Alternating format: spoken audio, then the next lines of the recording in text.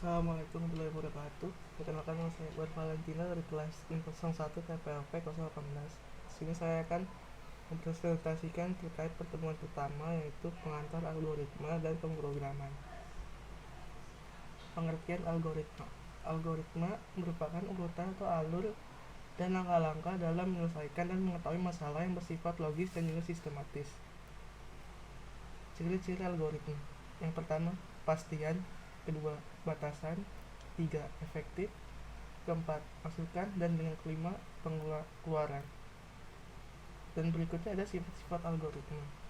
Yang pertama, simbol dan sintaks tidak harus baku dan tidak harus dari suatu bahasa pemrograman tertentu. Dua, tidak bergantung pada suatu bahasa pemrograman tertentu. Tiga, urutan dan notasinya dapat digunakan untuk ditranslasikan pada bahasa pemrograman manapun.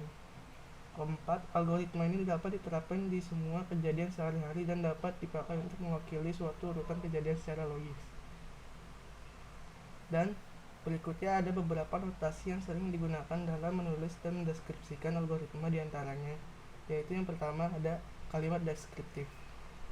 Notasi penulisan algoritma menggunakan bahasa deskriptif dilakukan dengan menuliskan instruksi-instruksi yang harus dilaksanakan dalam bentuk kalimat deskriptif dengan menggunakan bahasa yang gamblang. Tidak ada aturan baku dalam penulisan notasi deskriptif, sehingga setiap orang dapat menuliskan aturan algoritma sendiri.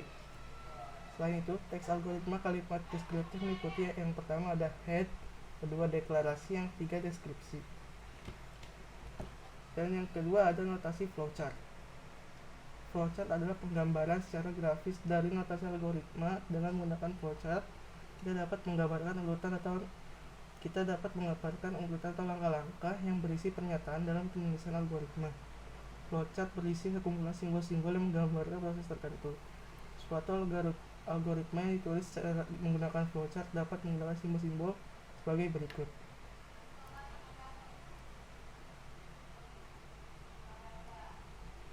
Yang ketiga ada pseudocode. Secara umum, pseudocode merupakan jenis penjelasan pemrograman tingkat tinggi, informal, dan lebih ringkas atas algoritma komputer yang menggunakan konvensi terstruktur atas suatu bahasa pemrograman itu sendiri, serta dapat digunakan sebagai bahasa komunikasi untuk memberikan pemahaman kepada manusia, bukan pembacaan untuk mesin. Dalam penulisannya, pseudocode tidak memiliki aturan tertentu atau aturan baku. Maka dari itu, pseudocode biasanya dituliskan dalam bentuk penjelasan bahasa pemrograman yang akan digunakan, misalnya bahasa pemrograman C++ maupun diimplementasikan pada bahasa program lainnya.